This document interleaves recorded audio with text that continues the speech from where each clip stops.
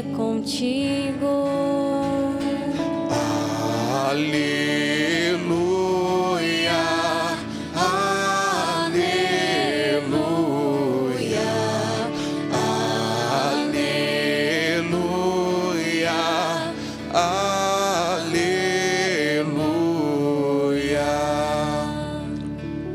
O Senhor esteja convosco. Ele está no meio de nós. Proclamação do Evangelho de Jesus Cristo segundo Lucas. Glória a vós, Senhor.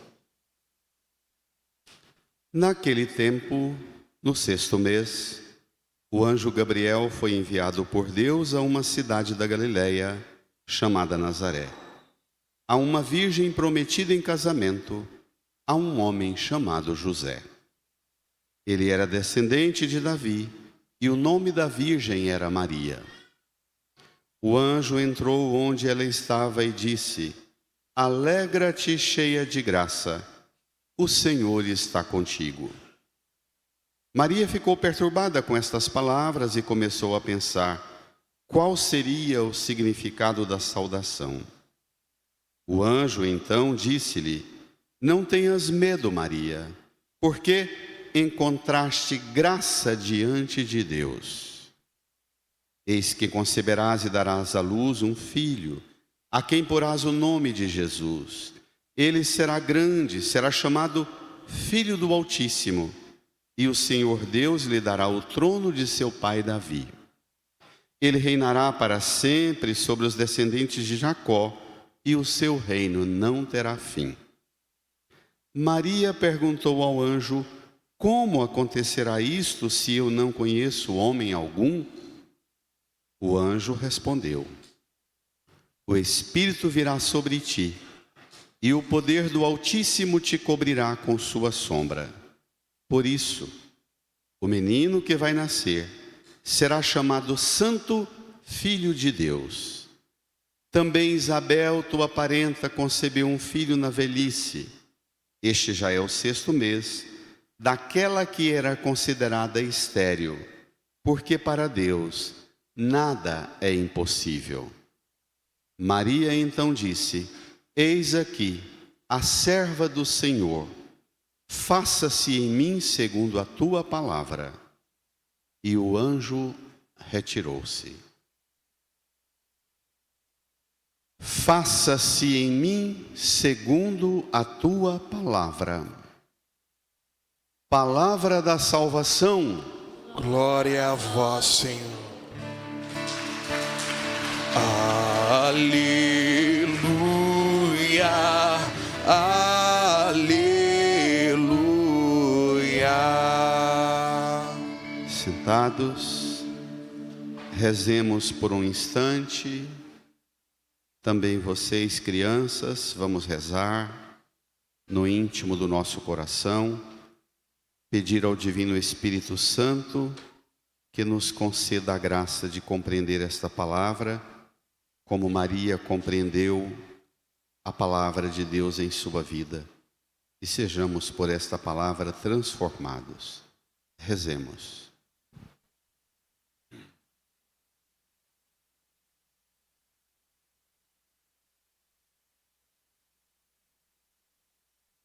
Amém. Irmãs e irmãos, neste clima de preparação para a celebração do Natal, nestas semanas que antecedem a celebração do mistério do nascimento do Senhor, nós meditamos também o mistério de Deus manifestado a nós através da participação dos personagens envolvidos imediatamente na chegada de Deus na história, concretamente José e Maria. No dia de hoje, 8 de dezembro, celebramos um dos mistérios da encarnação. Maria, que antes de nascer, fora preparada e preservada da mancha do pecado original. É um dogma da fé católica. E existe cada vez mais um número de cristãos católicos que têm medo de dogma, porque aprendem com a linguagem dos professores do mundo pagão e profano, que usam a expressão dogma na frente dos meninos e meninas adolescentes para dar a eles o sentido mais pejorativo ao que para nós tem um sentido transcendente. Dogma é uma expressão, não vem com dogma para mim não, é uma forma de debochar do conteúdo que você diz compreender. Para entender o que é dogma, é preciso entender o que é a Escritura e o que sai dela. Bento XVI foi quem melhor resolveu esse problema, porque ele convocou um sínodo sobre a palavra de Deus. Tempos polêmicos por causa do crescimento deste tipo de ideologia, que tem muita coisa na Bíblia que deveria ser corrigido. Alguns pensam isso. Outros dizem que tem passagem na Bíblia que deveria ser tirado. Outros já dizem que todas as vírgulas que tem na Bíblia têm valor de lei e diz de um modo como se a letra tivesse mais valor do que o próprio Deus. E aí Bento convocou um sínodo. Deste sínodo foi elaborado um dos mais belos documentos, Verbum Domini, Palavra de Deus, maravilhoso documento, que resolveu para nós uma formulação interessante. No processo de preparação e de vivência daquele sínodo, o Papa Bento disse: para entender o que é a palavra de Deus, é preciso primeiro entender o que é a igreja. Jesus fundou a igreja para que a igreja elaborasse a Escritura. A igreja tem autoridade para decidir que livro entra e que livro sai. Isso é fé católica, apostólica, romana. A igreja tem autoridade, não só autoridade, mas responsabilidade para dar-nos, na decisão do que ela compreende, guiada e orientada pelo Espírito, a igreja elabora o livro, a Escritura, e a igreja a interpreta. Os dogmas, portanto, diz Bento, que é a melhor formulação do que é um dogma. A mim curou todos os conflitos que eu tinha com dogma, essa formulação de Bento. Bento XVI diz que a igreja lê a Sagrada Escritura toda. Tira da Sagrada Escritura toda o catecismo, com os 2000 e tantos artigos do catecismo. Nos artigos do catecismo, tem alguns lá que são os dogmas da igreja. E o que significa um dogma? Diz Bento, a definição é a seguinte: o dogma é aquilo que você, lendo a Sagrada Escritura, encontra não a palavra, mas encontra a ideia. Por exemplo, não está escrito em nenhuma parte na Bíblia que Maria ela é a Imaculada Conceição. Não está escrito, mas está a ideia. E, pasmem, a ideia é tão genuína porque é um problema lógico e um problema filosófico. Apresentado na oração da missa de hoje. Pega no seu folheto o número 6. Por que teologicamente Maria foi concebida sem a mancha do pecado original? Por uma razão natural. Diz a oração assim: ó Deus, pela Imaculada Conceição da Virgem Maria, preparastes para o vosso Filho, leiam, uma digna habitação e a preservastes de toda mancha de pecado, em previsão da morte salvadora de Cristo. Concedei-nos chegar até vós, purificados também de toda culpa por sua materna intercessão. Então, Maria é preservada da mancha do pecado em previsão da morte salvadora. Porque o que opera a nossa salvação é o sangue de Cristo. E o sangue de Cristo é um sangue puro, sem o modo de transmissão, da mancha da desobediência de Adão e Eva, o pecado original. Que aqui eu não vou me estender longamente sobre isso, só uma nota. Aqui é muito mais do que a questão de ser ou não fruto de uma relação sexual. É infinitamente mais amplo, mas não vamos tratar disso agora. Pronto. Feita essa introdução, o dogma da Imaculada Conceição da Bem-aventurada Virgem Maria, o nome da festa de hoje, é um dogma que revela para nós, no plano original de Deus, quem é e qual é o papel de Maria. Para você entender quem é Maria, depois a gente vai voltar a isso de novo no prefácio da missa. Na hora do prefácio em que o padre diz, corações ao alto, demos graças ao Senhor nosso Deus, aí o padre reza, proclama o prefácio da missa. Naquela oração do prefácio, preste atenção no texto, hoje. Mas, para você entender o papel de Maria, a colaboração dela no plano de Deus, você tem que entender a origem do plano de Deus para tudo que Ele fez e criou. O mundo, a criação, o paraíso e Adão e Eva.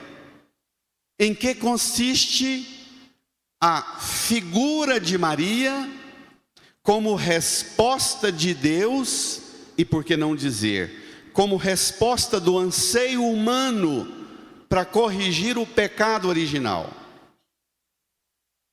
Porque é maravilhoso. Tem um teólogo católico que diz que Maria é o que a humanidade tem de melhor para oferecer para Deus, para com ela Deus recuperar a aliança perdida pelo pecado na origem. Para entender isso, tem que ir na origem. Vamos começar nossa pregação e meditação com o início da primeira leitura, livro do Gênesis, capítulo 3. Está bem no comecinho da Bíblia. Quem é Maria? Vamos ver lá. Tem que responder a pergunta, quem é Maria? Tem que responder a pergunta, para que e o que quis Deus ao criar o homem e a mulher? Diz lá o livro do Gênesis. O Senhor Deus chamou Adão dizendo, leiam. Onde estás? E ele respondeu. Ouvi tua voz no jardim e fiquei com medo porque estava nu e me escondi. Disse-lhe o Senhor Deus. E quem te disse que estavas nu? Então, comestes da árvore de cujo fruto te proibi comer? Pronto. O texto do livro do Gênesis relata uma coisa maravilhosa. Deus, na obra da criação que Ele mesmo fez, Deus é um que anda pelo Éden, pelo jardim. Deus caminhando na obra da criação. É bom lembrar que quando a gente fala de Éden e jardim, nós estamos falando do mundo, tá, gente? Da criação, do cosmo e da terra, do planeta Terra. Porque tem um bando de gente alienada achando que quando nós falamos na igreja sobre a criação, o zelo com a criação, o zelo e a preservação do meio ambiente, nós estamos trazendo ideologia para o púlpito. Bento XVI diz que quando nós falamos da criação, nós estamos falando do lugar da convivência de Deus mesmo com o humano. É maravilhoso isso. Diz Bento, cuidar da criação é cuidar do lugar de convivialidade entre Deus e o humano. Então, Deus está lá, de repente ele olha e Adão não está na aparência visível, exposto. Deus faz uma pergunta extraordinária: onde estás? Essa pergunta ela é importante demais para a fé. Deus vai voltar de novo no diálogo com a família de Adão, depois que os meninos de Adão e Eva brigam e um mata o outro. Deus aparece para o que matou o irmão e diz: onde está teu irmão? Essa pergunta, onde estás e onde está teu irmão, é a pergunta fundamental da poesia do afeto.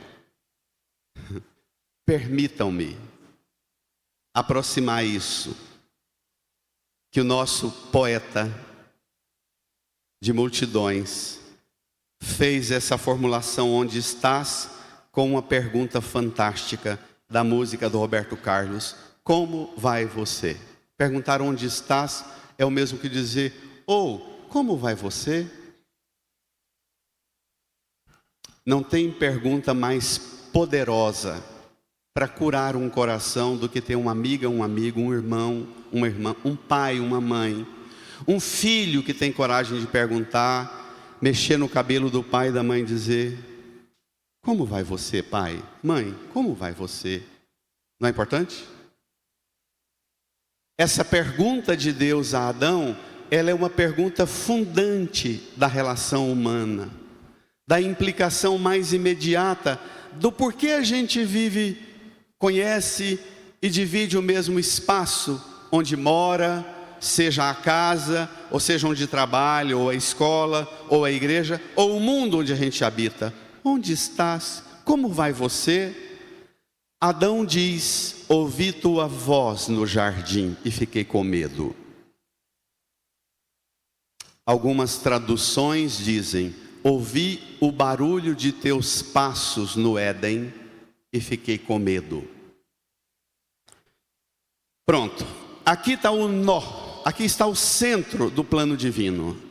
Deus, ao criar o mundo e ao criar a mulher e o homem, quis Deus que nós fôssemos, na obra da criação, nós fôssemos uma família de convivência com Ele, de relação assim. Que Deus, o plano de Deus é que a gente conviva com Ele e Ele não seja uma abstração, um conceito filosófico, ontológico, um conceito matemático, químico, físico, sofisticado das elaborações dos físicos, da física quântica, mas que a gente, ao relacionar na fé com Deus, Deus seja para nós um tu com quem você conversa, convive, escuta o barulho, ouve a voz, ouve o barulho dos passos chegando. Vocês que são mães e pais e dão conta de, pelo barulho da forma de abrir a porta, sabe qual filho está chegando, não é assim? Não é? O barulho dos passos é mais ou menos essa codificação de vínculo. Pelo ruído que provocas, eu sei onde estás, eu sei que estás aqui perto. E esse vínculo codificado por uma relação tão próxima, tão íntima, que o barulho de sua presença já dá a mim: é tão bom ter você perto, ó Deus, que agora houve uma ruptura. Houve uma ruptura pelo pecado. Houve um momento em que Adão e Eva não aceitaram o código da convivência com Deus. E conviver é submeter a códigos de convivência, de civilidade. Nós estamos num processo de crise civilizatória, de crise relacional. Essa semana nós tivemos dois eventos que impactaram as redes. aquele da criança chorando dentro de um avião e que ninguém foi ver a situação da mãe e da criança e nem da pessoa que negou dar o assento, mas bombaram nas redes sociais tudo quanto é tipo de sugestão e de meme, para escarnecer da situação. Então, a criança que tinha sugestão, inclusive, coisa mais normal, esse menino não tem educação para isso, a mãe deveria ter jogado ele pela janela do avião. E temos a outra cena de um policial, não vou julgar o policial, eu levo em consideração o grau de estresse e de esgotamento que uma sociedade violenta impõe sobre um profissional da segurança, não é? Que no extremo da lida e do conflito pega um que vai e joga fora no rio. Sim. Nós estamos no limite do da saturação com o barulho da presença um do outro. E se a gente não reconciliar com o ruído da presença uns dos outros, nós não vamos ter progresso nenhum. Pode ter o tanto de reza que for, o tanto de devoção e prática de piedade que for, mas se não recuperarmos o código da vinculação e da relação, da capacidade de dividir espaços, inclusive de nos alegrar com o ruído uns dos outros, nós não estaremos respondendo ao barulho de Deus perto de nós. Até porque, ao entrar na história nossa, através de Maria, Deus vai exatamente recuperar em nós a nossa coragem perdida, a nossa consciência que nos acusou e nos intimidou, nos atrofiou dentro do medo de esconder, de ter um tipo de pavor de Deus e de presenças. É só olhar como nós tratamos o celular quando a gente está assim, chegou alguém perto, a gente já faz assim, não é? Porque a gente vive o tempo inteiro assombrado com qualquer presença. A presença nos intimida. Nossas liberdades foram feridas e são feridas por qualquer ruído de alguém chegando perto. Maria entra exatamente no lugar da recuperação deste mundo e desta relação da humanidade com Deus, para voltarmos a ouvir o barulho da voz de Deus e dos passos de Deus no jardim e não ter medo e não ter tristeza. Vamos ao Evangelho. É maravilhoso esse texto. Eu ficaria meses com ele. Não é à toa que o meu sonho sempre foi de celebrar a minha primeira missa no dia dessa festa de hoje. Sempre fui muito impactado por esta cena e esta figura de Maria na relação com Deus. Lá no seu folheto, portanto, o Evangelho, Lucas, capítulo 1, versos 26 a 38. Número 11. Naquele tempo, no 6º mês, leiamos. O anjo Gabriel foi enviado por Deus a uma cidade da Galileia chamada Nazaré, a uma virgem prometida em casamento a um homem chamado José.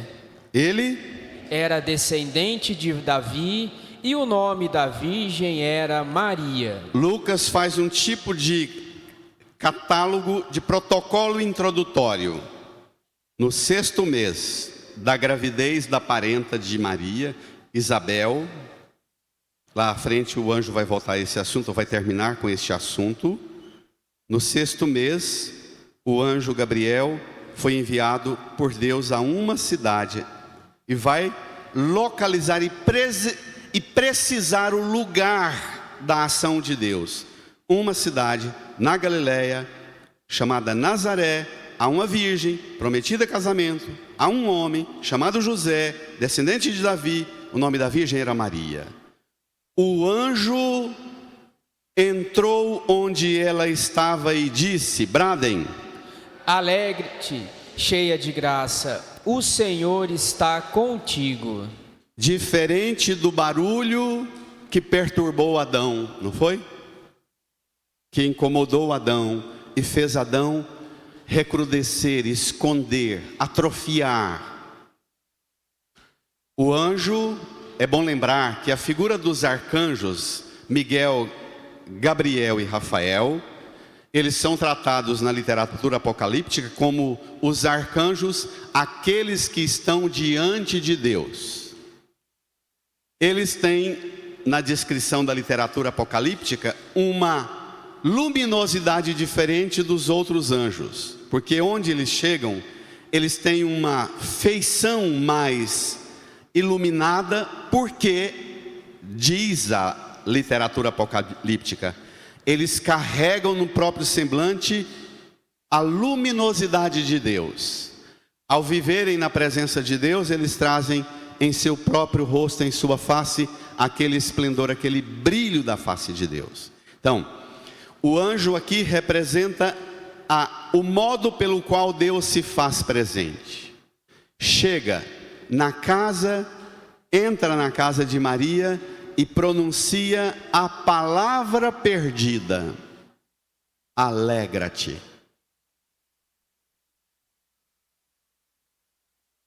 Alegra-te porque foi recuperada a graça, cheia de graça. A graça foi recuperada porque Deus voltou a ficar perto. O Senhor o que está escrito lá?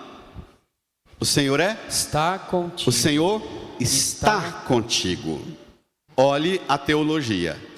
Gente, hoje em dia, na internet, e um monte de pregadores malucos, e até padres malucos, pregando umas devoções à Nossa Senhora, umas interpretações das aparições. Estou falando interpretações das aparições. Eu creio firmemente nas manifestações reconhecidas pela igreja. Eu sou católico apostólico romano. Mas existem umas interpretações que são aberrações, equívocos absurdos. Mas tem uma onda de interpretação das manifestações de Maria que são absurdas. Não correspondem à Maria bíblica, Maria do Evangelho. Uma linguagem, uma interpretação de que Maria, nas aparições dela, veio para prevenir e preparar todo mundo contra os perigos, e Maria põe todo mundo num frenesi de medo e tensão. Cuidado! O mal, as correntes do mal estão todas aí. Esses medos da pregação sobre Maria na internet, aí, uma Maria que assombra e recupera o medo, não é a Maria do Evangelho não, tá bom? A Maria do Evangelho é uma mulher que inaugurou os tempos messiânicos. Três palavras decisivas para entender os tempos messiânicos que inauguramos com a chegada desse anúncio. Os tempos messiânicos começaram inaugurando e recuperando a alegria. Esta alegria é por causa da graça que nos visita, e esta graça não é coisa recebida de Deus. A graça é o próprio Deus que está conosco. Não é a graça, eu recebi uma graça, recebi uma coisa de Deus. Aqui graça é muito mais do que receber coisa de Deus. Para Maria, nós falamos que recebi uma graça, e aí a gente fala na graça. Para Maria, a graça não é receber coisa de Deus, é viver de volta aquilo que Adão perdeu, a convivialidade com Deus. O Senhor está contigo.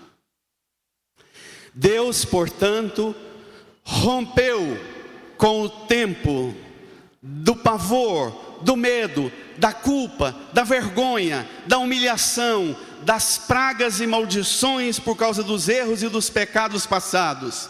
Deus rompeu com tudo que interpretavam sobre ele, e Deus inaugurou um tempo novo, que agora é o tempo da alegria da graça e da presença de Deus. Uma salva de palmas para esse Deus presente em nosso meio. Reage, vai.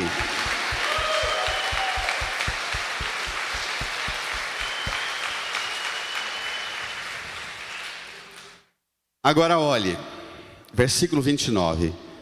Maria ficou perturbada com estas palavras e começou a pensar qual seria o significado da saudação. Daqui um pouco a gente volta a esse perturbada com as palavras. Deixa isso lá para frente que vai esclarecer lá à frente. Maria ficou perturbada. O anjo, versículo 30, o anjo reage. O anjo não assenta sob a perturbação de Maria, que é a perturbação da humanidade diante de Deus. Maria está perturbada e o anjo reage na insistência dos tempos novos, dos tempos messiânicos. Versículo 30, o anjo então disse-lhe, bradem. Não tenhas medo, Maria, porque encontrastes graça diante de Deus. Não tenhas medo, Maria, encontraste graça diante de Deus. De novo, a graça e a proximidade de Deus. Sai a tristeza, entra a alegria. Sai o medo, entra a confiança. Maria, portanto, é a figura tipo da mulher e do homem dos tempos novos que se inauguram com a chegada e a intervenção de Deus na história a partir de Jesus. Se você quer saber se o pregador que está pregando sobre Nossa Senhora corresponde de verdade ao magistério católico apostólico romano, ele tem que ser um pregador que garanta que Maria é a esposa do Espírito Santo, símbolo permanente do homem e da mulher que tem fé. E ter fé significa ser regido pela alegria, pela graça, pela proximidade de Deus e pelo tempo que encerra o medo. Não tenha medo. Pregador que faz você ter medo não é pregador do Evangelho. Pregador que prega para você que é preciso ter tristeza e assombro com as penitências e os sacrifícios e mortificações para romper com o pecado. Gente, penitência para ser penitência, ela precisa sempre ativar em nós o que há de melhor em nós. Penitência que vai atrofiando você não corresponde à natureza penitencial do tempo novo. Hoje eu não almocei, hoje eu estou em jejum, mas esse dia eu estou vivendo um processo interior de uma edificação tão profunda. O jejum, a penitência se torna tempos novos de alegria e de fim do medo. Está claro? Se impôs tristeza e se impõe medo, cai fora, porque é a armadilha de Satanás. Pode ser o pregador que for. E está cheio de pregador enfiando medo, porque religião que mete medo é religião que se tornou cabresto das ideologias políticas. Eu repito, com toda a responsabilidade que me cabe, religião que mete medo é religião que se transforma em instrumento e cabresto das dominações políticas. Está claro? Estou perguntando se concorda, não. Estou perguntando se está claro. Esses pregadores do cão que trazem uma fonte de assombro e de medo não são pregadores da Beatíssima Virgem Maria e do glorioso São José. Brada uma salva de palmas para Nossa Senhora. Reage. Vai.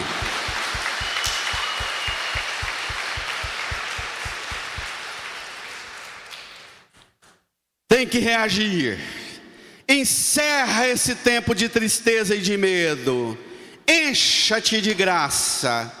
o Senhor está perto. Voltou a ficar perto. E aí o anjo diz o que vai acontecer. Versículo 31. Eis que conceberás e darás à luz um filho, a quem porás o nome de Jesus, que significa Yeshua, Deus salva. Ele será grande, será chamado Filho do Altíssimo. O Senhor Deus lhe dará o trono de seu pai Davi. Ele reinará para sempre sobre os descendentes de Jacó, e o seu reino não terá fim. Não sei se tem algum psicólogo ou psicóloga aqui, mas do ponto de vista da psicologia e da antropologia, essa voz do anjo é a consciência coletiva de Maria. Todos nós temos uma consciência coletiva, ou deveríamos ter. A voz do anjo ativa na consciência de Maria um senso coletivo das grandes promessas e necessidades da humanidade inteira. O que ela quer e busca na relação de amizade e intimidade com Deus, ela vai percebendo que não é só para ela, mas é um plano de Deus, não para ela, mas para todos. O Salmo cantou tão bonito: os confins do universo contemplaram a salvação do nosso Deus. Aqui é para o cafundó do mundo, é para onde houver um Adão e uma Eva, escondido com medo pelos assombros tenebrosos da violência, da guerra, dos impérios da violência militar, guerreira do mundo de hoje. Os confins do mundo é para ouvir a salvação. Não tenha medo, alegra-te, a graça voltou, Deus voltou a ficar perto. Está claro? Quando Maria toma consciência dessa grandiosidade, ela abre os lábios. Vamos lá? Versículo 34. Maria perguntou ao anjo, bradem: como acontecerá isso se eu não conheço homem algum? Suba o olhar de volta, lá no versículo 29. Maria ficou perturbada com essas palavras e começou a pensar qual seria o significado da saudação. Maria primeiro ficou perturbada e agora Maria começa a perguntar. Tem um tipo de pregador, hoje em dia, está muito na moda, pregadores que querem fazer lavagem cerebral e criar em você certezas absolutas de coisas que você nunca experimentou. Isso é fanatismo, isso é lavagem cerebral. E é próprio da doutrina do medo e do controle social este tipo de pregação, que diz que você não pode ter dúvida, que você não pode questionar. Maria ensina diferente. Pode ficar perturbado, sim. Pode ter dúvida, sim. Pode perguntar, sim. Deus não despreza as dúvidas e os questionamentos seus. Deus não invalida a relação sua com Ele e dele com você por causa de suas dúvidas e de seus questionamentos. Um Deus que não aceita seu questionamento não teria feito você com inteligência, porque só a inteligência te torna capaz de questionar. E se? E como? Não é não? Agora, tem muita gente, linguagem agressiva, para o enfrentamento de uma realidade violenta. Tem muita gente besta, que pega a dúvida e põe a dúvida para conduzir o carro da vida dela. Aí é desgraceira para o fim da vida. Aí lascou. Mas essa escolha é sua. Você pode ter dúvida, pode ficar perturbado, mas não seguir pela perturbação. E não deixa que a dúvida seja o elemento regulador de sua vida. Maria aqui não faz uma rebelião nem com Deus e nem com o anjo. Maria, ela naturalmente, civilizadamente, misticamente, permite que o diálogo com Deus vá suscitando inquietações interiores, ativa as cognições e as ligações das coisas, e Maria abre a boca. Gabriel, está ótimo, está bem mesmo, muito obrigado. Olha, quando Maria diz, como acontecerá isso se eu não conheço homem algum? Sabe o que Maria está fazendo? Senhor,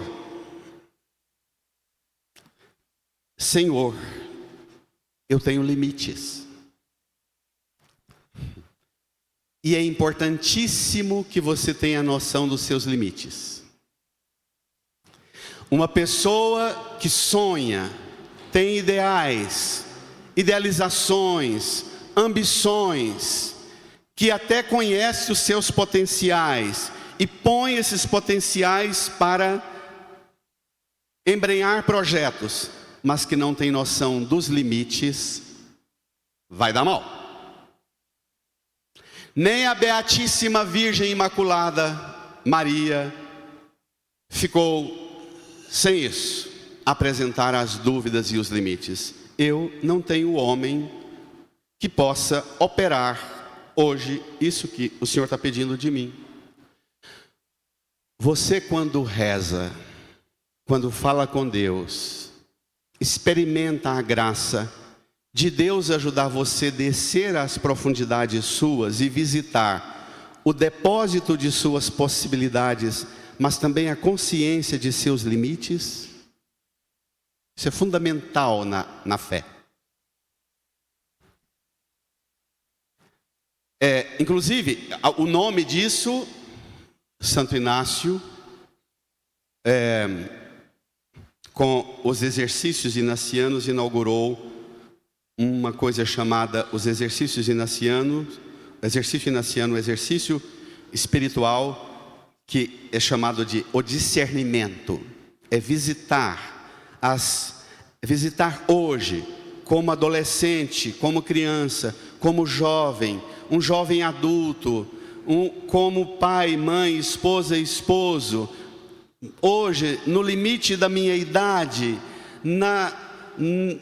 no confronto com a minha limitação física, visitar sempre e sempre tirar daqui de dentro a compreensão do meu potencial e das minhas condições limites. Quando rezar, fale com Deus das suas dúvidas e não tenha medo de apresentar as suas limitações. Elas não invalidam você, mas as suas limitações, elas não têm poder para colocar limite em Deus. Amém? Vai, reage. As suas limitações são suas, são minhas, não são de Deus. Quando ela abre o jogo com o anjo é maravilhoso. Inclusive, uma nota que talvez possa assustar alguns, porque eu gosto muito da arte, gosto muito da literatura, gosto muito de notícia, eu gosto muito de coisa que abre a compreensão da gente. E hoje nós assistimos lá em casa um filme novo, Maria. Maravilhoso o filme. Uma concepção muito fora de tudo que eu vi na minha infância e na minha adolescência. Eu até falava com o Farley, seminarista, moramos na casa paroquial. A figura de São Joaquim e Santana, os pais de Nossa Senhora. A interpretação que o diretor do filme faz do papel e da figura de Joaquim e Ana é maravilhoso. Eu estava assistindo o filme e falei para ele, por que na infância eu não pude ter uma percepção dessa de Santana e São Joaquim? Fiquei em êxtase. Maravilhoso. É claro que, como todo filme, toda obra de arte, é passível dos questionamentos, que isso aqui não corresponde, mas aí é problema seu. Você resolva isso estudando filosofia, literatura, exegese, mas não deixe de ver a arte por causa disso. Não se emburreça, não atrofie a inteligência tendo medo de ver coisas que ajude você a abrir e alargar o horizonte da compreensão. Tá claro? Inclusive o diretor é um católico, apostólico romano, e tem coisas maravilhosas da caminhada de fé nele. Então é uma fonte sadia para a nossa base de fé. Mas, qual foi a expressão que a Paula usou? Cadê? Paula, qual a expressão que você usou? Licença poética. É essa expressão técnica que a gente usa para arte. Licença poética. Não vá você assistir o filme com o catecismo da igreja querendo controlar o diretor, não. Entre na liberdade. Na licença. Feito isso, porque agora nós precisamos de um salto. Vamos lá? Quando Maria apresenta as suas condições, versículo 35. O anjo respondeu, bradem. O Espírito virá sobre ti, e o poder do Altíssimo te cobrirá com sua sombra. Espere lá. Você imagina esse diálogo de Maria com o anjo. E no filme é muito curiosa a figura do anjo Gabriel, muito curiosa mesmo. Foge de todos os padrões do que a gente está acostumado. Mas você pode imaginar, quando Maria fala, não conheço homem algum para isso. Eu imagino, sempre imaginei, o anjo dizendo, não Maria, o que vai acontecer com você não é coisa que homem dá conta não, filha. Não tem homem nessa terra capaz disso não, Maria. Dá conta não. Maria é o Espírito Santo, por isso ela é chamada de a esposa do Espírito. A esposa do Espírito. Maria é a esposa do Espírito Santo e a igreja é a esposa de Jesus. Tem bonito, gente. Vê se isso não é poesia. Vê se isso não é o esplendor da liberdade romântica de pensar na nossa relação afetiva com Deus. O anjo diz, o que vai acontecer com você é a obra do Espírito, virá sobre ti e o poder do Altíssimo te cobrirá com sua sombra. O que significa isso?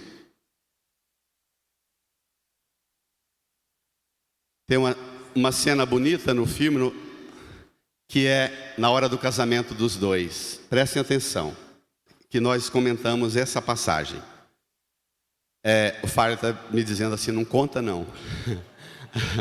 Mas é uma cena bonita. O Espírito te cobrirá com sua sombra significa, Maria, na fé. Quem caminha na fé, o senhorio é sempre de Deus. Na fé você faz a sua adesão, mas você nunca tem o controle de tudo sobre todas as coisas. Caminhar na fé, eu vivo repetindo para vocês. Paulo diz, agora nós caminhamos como que às apalpadelas. Vemos confusamente como num espelho, mas quando ele se manifestar, nós o veremos tal como ele é. E ainda, João vai dizer, e seremos semelhantes a ele. Então, o anjo está dizendo para Maria que, olha, aqui Maria, tem uma elevação, aqui não há controle humano, não é controle de homem, não é um exército, não é um partido político, não é um reino daqui. Maria, olha o que vem, o poder do Altíssimo te cobrirá com sua sombra. Continua o versículo 35, por isso bradem. O menino que vai nascer será chamado Santo, Filho de Deus. Os títulos do Messias do Antigo Testamento, vários deles apareceram. Filho do Altíssimo, Filho de Deus. Continuem. Também Isabel, tua parenta, concebeu um filho na velhice. Este já é o 6º mês daquela que era considerada estéril. Não, Maria, e as coisas não vão começar agora como se Deus fosse que não tivesse senhorio das coisas. Não, Maria, o tempo de Deus é o tempo do eterno. Já está 6 meses agindo na casa da sua parenta.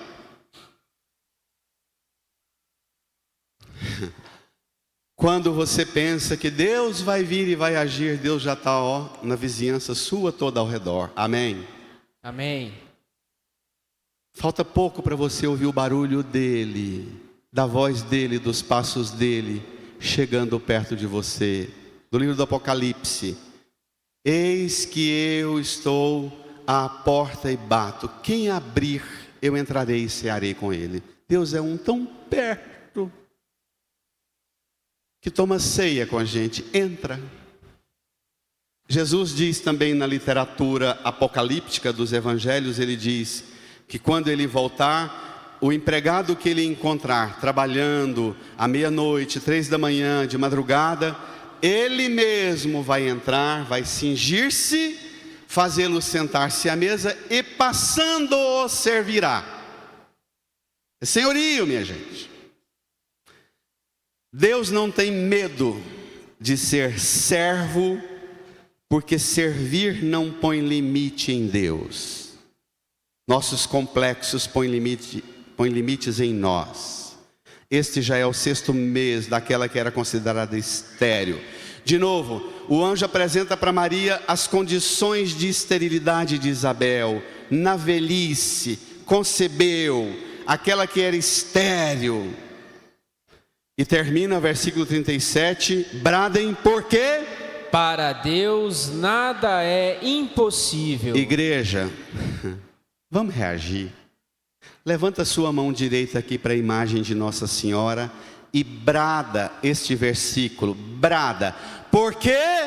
Para Deus nada é impossível. Nada é impossível.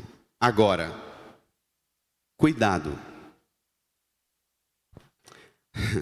Tem muita gente que interpreta mal esse versículo e pode sair da igreja assim, surtado, pensando que agora vou conseguir tudo, porque para Deus nada é impossível e Ele vai providenciar tudo o que eu quero.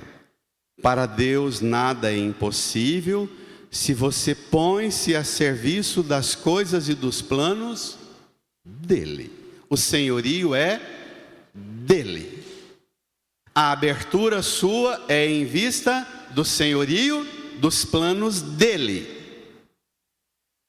E não são planos que metem medo, vergonha, culpa, tristeza.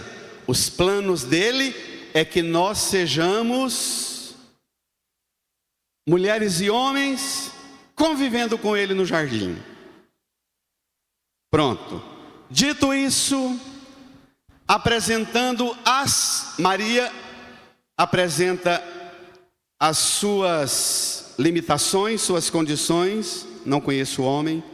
O anjo apresenta as limitações e condições da velha Isabel estéril, mas o anjo também apresenta as providências de Deus. Para ele nada é impossível.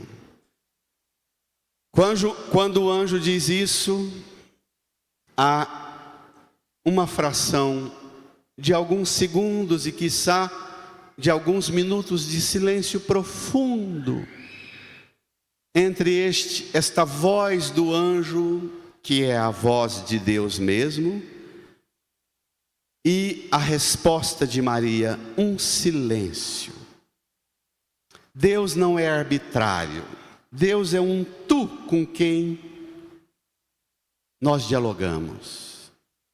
E por ser alguém de diálogo, Ele não impõe e Ele não cria respostas para nós, mas espera no tempo e nas condições nossas brotar da interioridade nossa a resposta.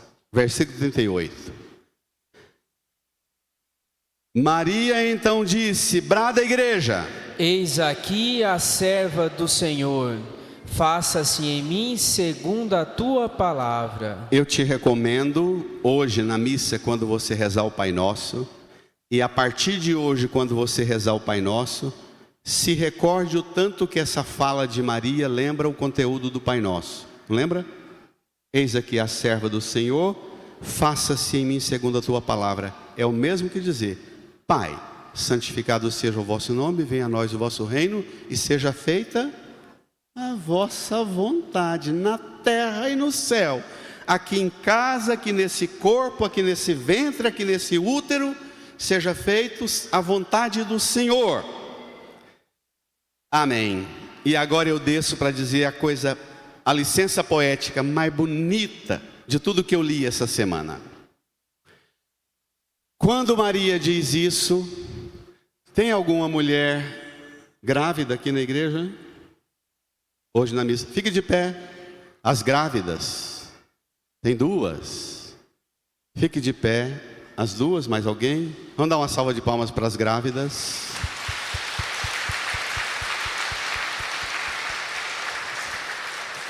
Pode sentar. Mães grávidas, olha isso aqui. E mães, quando Maria diz isso: eis aqui a serva do Senhor, faça-se em mim segundo a tua palavra, o anjo retirou-se, o Espírito cobriu com sua sombra, e um óvulozinho lá dentro do útero de Maria fora fecundado, e começou um óvulozinho a movimentar a vida, e um coraçãozinho começou a bater, e o barulho da presença de Deus voltou. Aleluia! Reage! Reage! Vai!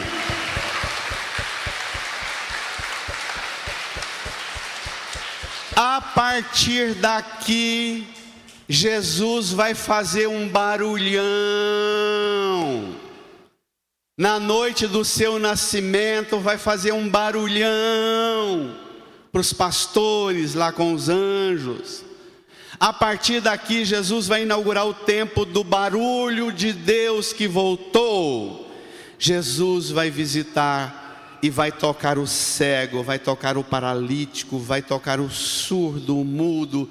Jesus, o barulho dos seus passos vai voltar a ser ouvido, o toque de sua mão vai voltar a ser sentida, a temperatura de Deus vai voltar a ser experimentada.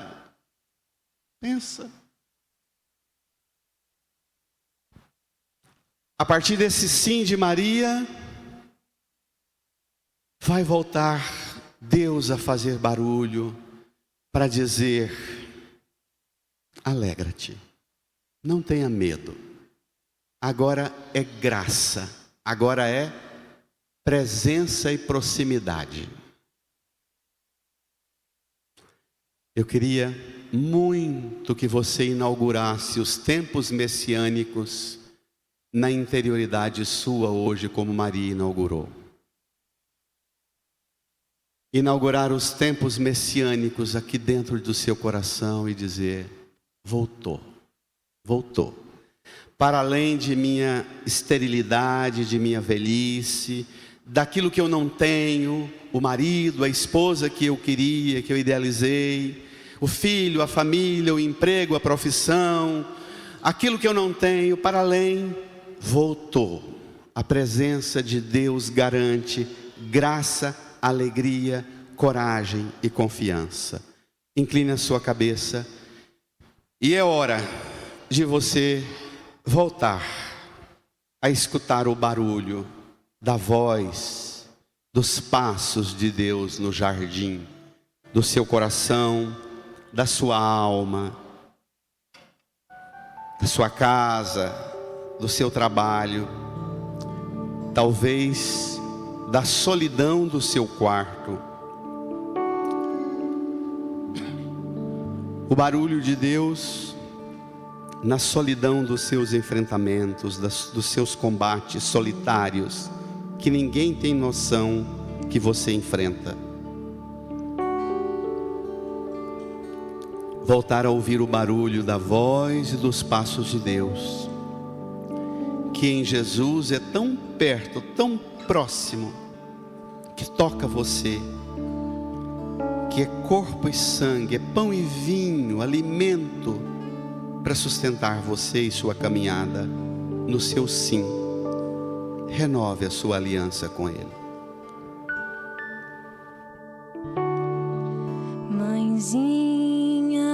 no céu.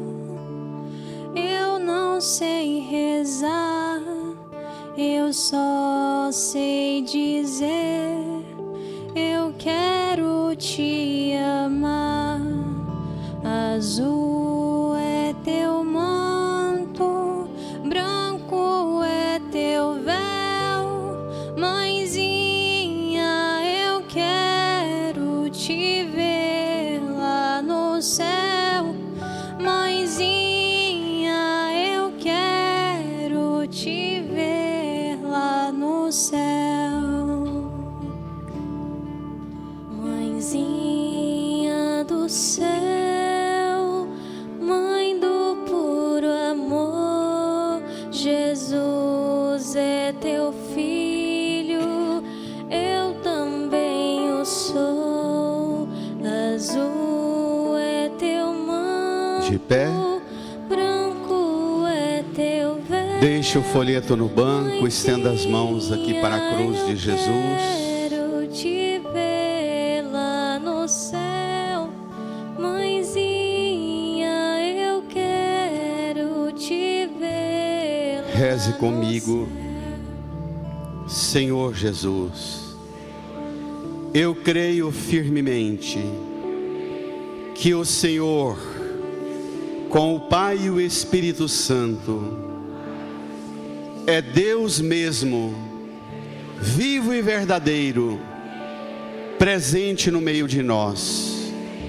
Obrigado, Jesus, por sua presença, sua proximidade, que desde o ventre de Maria, o Senhor permitiu que a humanidade voltasse a ouvir o barulho da presença de Deus, da proximidade de Deus.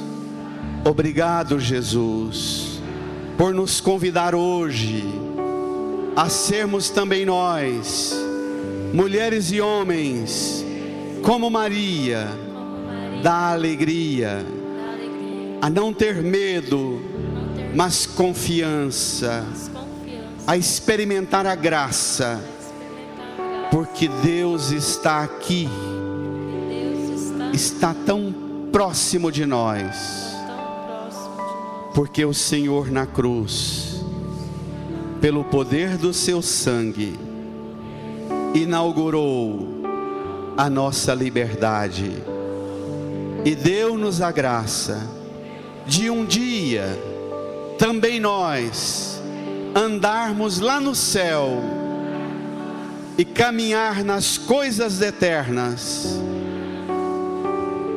como Deus caminha aqui, nas lutas cotidianas de nossas vidas.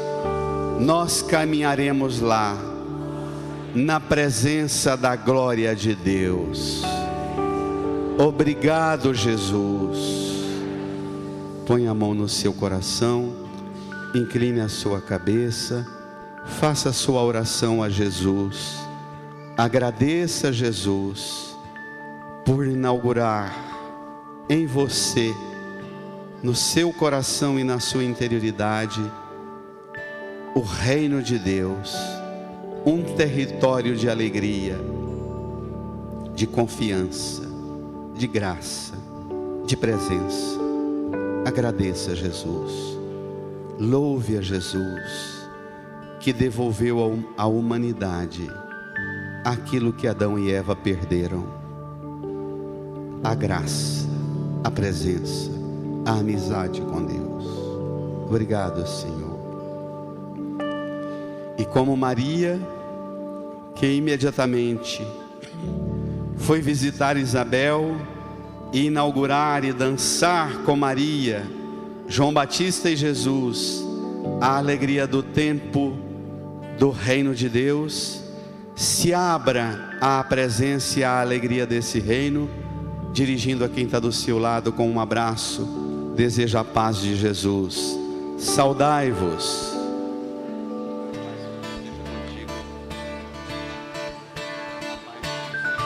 Vamos cantar, cantar a paz do meu Senhor Jesus.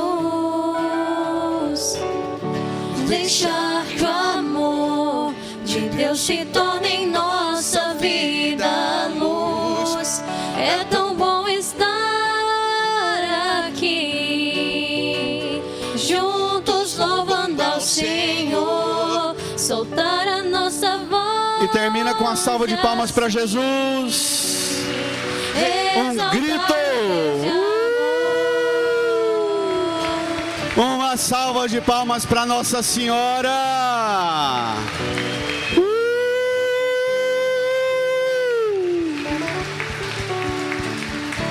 Amém. E com toda firmeza e segurança, professe a sua fé católica. Creio.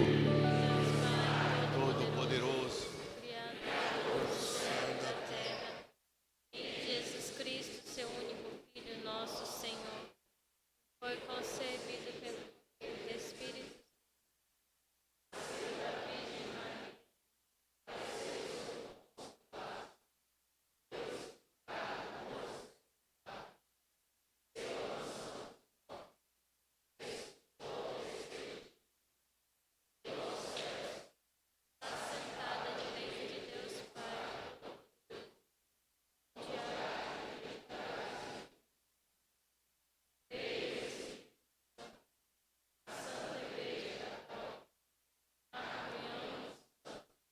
na remissão dos pecados, na ressurreição da carne, na vida eterna.